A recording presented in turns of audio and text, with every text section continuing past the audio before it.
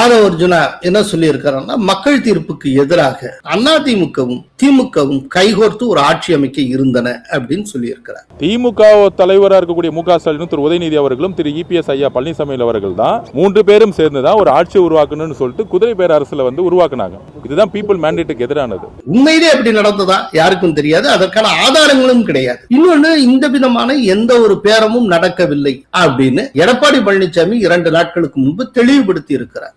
கூட்டணி தவிர்த்து வேற யாரிடம் பேச்சுவார்த்தை நடத்தவில்லை. 100% திராவிட முன்னேற்ற பேச்சுவார்த்தை நடத்த. சரி, அப்படின்னா மக்கள் தீர்ப்புக்கு இணங்கதான் செயல்படணும் அப்படிங்கறதுல ஆதவ அர்ஜுனா உறுதியாக இருந்தார் என்றார். இப்ப அவருடைய கூட்டணியில எப்படி காங்கிரஸை கொண்டு வந்திருக்கிறார், விடுதலை சிறுத்தைகளை கொண்டு வந்திருக்கிறார், IUML கொண்டு வந்திருக்கிறார், 2 கம்யூனிஸ்டுகளை கொண்டு வந்திருக்கிறார். இதெல்லாம் மக்கள் தீர்ப்புக்கு இணங்க நடந்த விஷயங்களா? இப்ப நான் சொன்ன அத்தனை கட்சிகளும் திமுக கூட்டணியில இருந்த கட்சிகள்.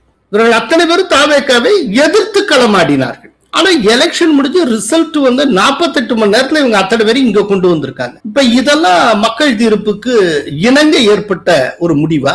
விஜய RSS பெற்றெடுத்த பிள்ளை என்று சொன்னவர் திருமாவளவன். தம்பி சீமானும் தம்பி விஜயும் இன்றைக்கு RSS பெற்றெடுத்த பிள்ளைகள் என்பது அம்பலமாகிவிட்டது.